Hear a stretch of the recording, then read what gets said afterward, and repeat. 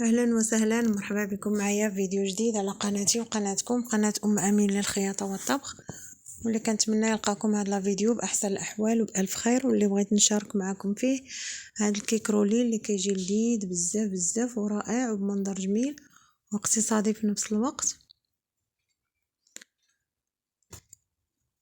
وها نتوما كتشوفوه معايا الشكل ديالو بعد ما قطعته، راه كيجي جميل بزاف بزاف. وإلا عجبكم هذا الفيديو ما تبخلوش عليا بلي لايك ديالكم. ودابا غندوزو للتحضير. انا عندي هنا 4 البيضات كبار، الا كان عندكم البيض ممكن تستعملوا 5 صغار.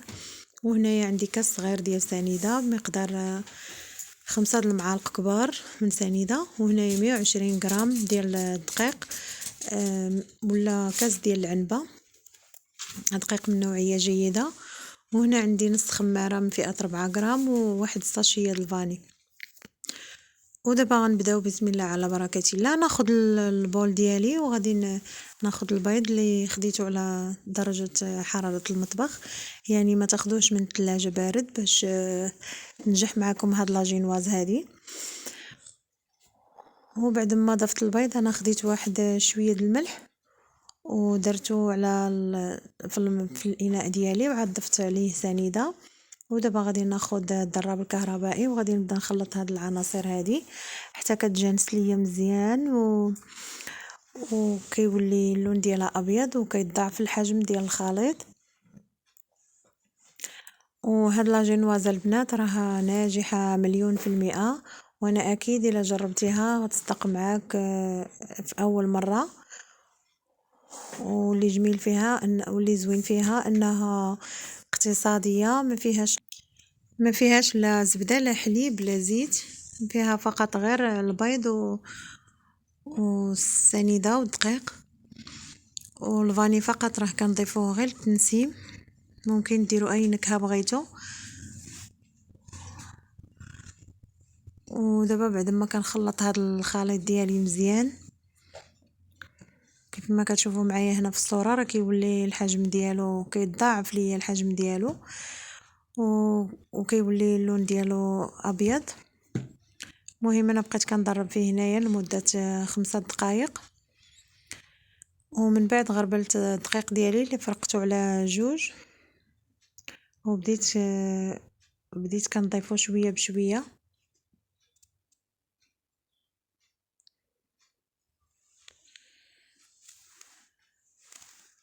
ضفت النص الاول وبديت كنحرك هكذا بهذا الشكل دائري من التحت حتى الفوق، وعاود غنزيد النص الثاني بعد ما غنغربلو وغادي نزيد معاه ديك نص خماره. وغادي نبدا عاود نحرك بهذه الطريقه هذه وغير بشويه باش ما يهبطش ليا هاد البيض وتنجح معايا هاد لاجينواز هادي. ومن بعد ما كنحرك بهذه الطريقه هذه باش دوك الحبيبات ديال الدقيق كتذوب ليا في الخليط. وغادي ناخذ اللاطه ديالي اللي فرشتها بورق الفرن ودهنتها بشويه الزبده باش ما تلصقش ليا الجينواز. هاد اللاطه عندي فيها 40 على 28. وفي هاد الاثناء راني درت الفران كيسخن على درجه متوسطه، وملي غادي ندخل ليه هاد اللاطه الفوق غادي نمهل الفران وغنخليه لمده 12 دقيقه، وعاد نهبطو يتحمر شويه من التحت. ودابا ها هو الجينواز ديالي غندخلو الفرن، وبعد ما طاب راني خرجته ودرت عليه واحد المنديل وهو باقي سخون. ودابا قلبته باش نحيد منه هذاك الورق، وكنحاول معاه بشويه باش ما يتلصقش، باش ما يلصقش معايا هذا الورق هذا. وها نتوما كتشوفوا بهذه الطريقه راه لاجينواز هذه كتجي ناجحه كيف ما ذكرت معكم في اول الفيديو.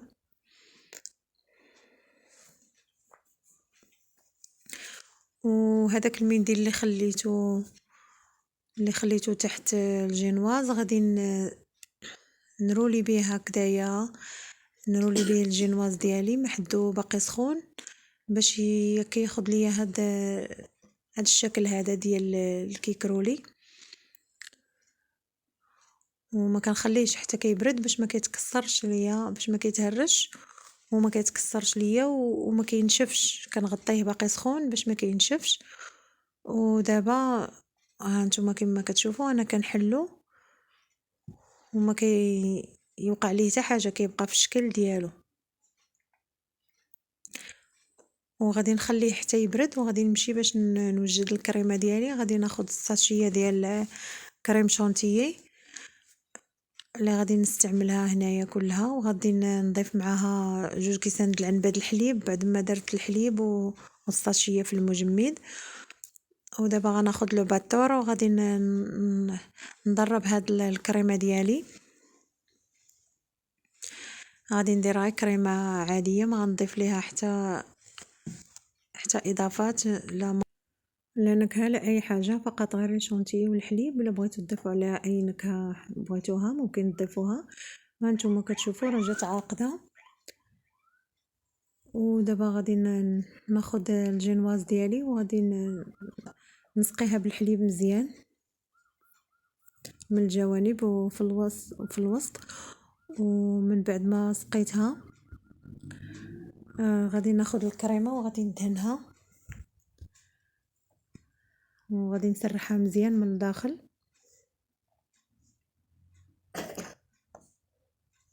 حتى كتسرح ليا هاد الكريمه هكذايا بسباتولا.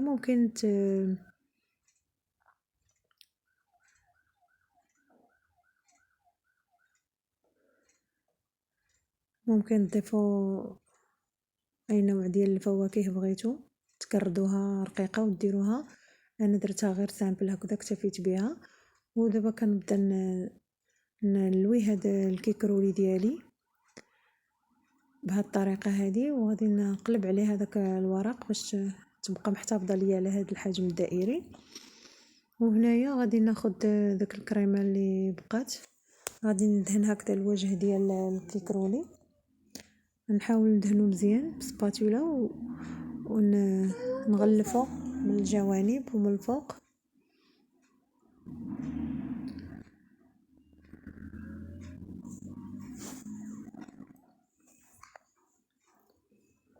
ومن بعد ما دهنتو نحاول نقاد ليه الشكل ديالو.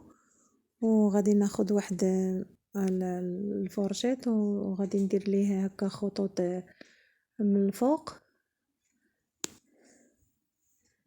ودائما التزيين كيبقى على حسب اختيار ديالكم. انا غندير هاد التزيين بسيط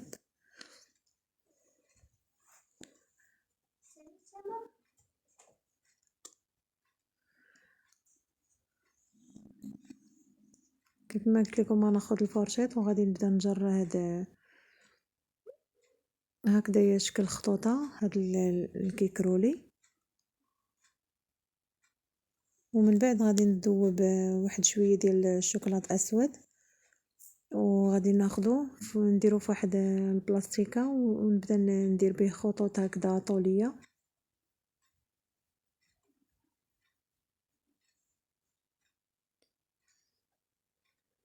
هنايا راني كنت كندير في الشوكولاط وبدا كيجمد حيت الحال بارد. المهم راني كملت به واخا داك الشوكولاط عقاد ليا في الاخر. وصافي هذيك الكريمه اللي بقات راني درتها في البوش وغادي ندير بها هكذايا وريضات من الفوق. ومن بعد غادي ناخذ واحد البسكويت اللي غادي نديرو هكذا في هاد الوريضات هكذا. وهذا هو الشكل النهائي ديال الكيكرولي ديالي اللي كنتمنى يعجبكم. ودائما البنات الجدد اللي غيدخلوا اول مره القناه كنقول لكم مرحبا بكم. وما تنساوش ديروا اشتراك وتفعلوا الجرس باش يوصلكم دائما جديد الفيديوهات ديالي. وشكرا لكم على المتابعه والى اللقاء في فيديو قادم ان شاء الله. وانا كنشكركم دائما على المتابعه ديالكم وعلى المشاهده وعلى التعاليق الزوينه.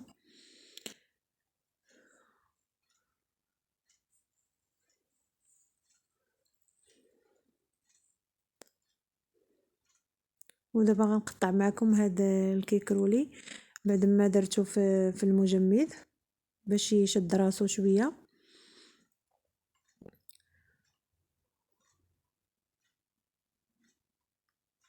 ها نتوما كتشوفوا الشكل النهائي راه كيجي جميل بزاف بزاف.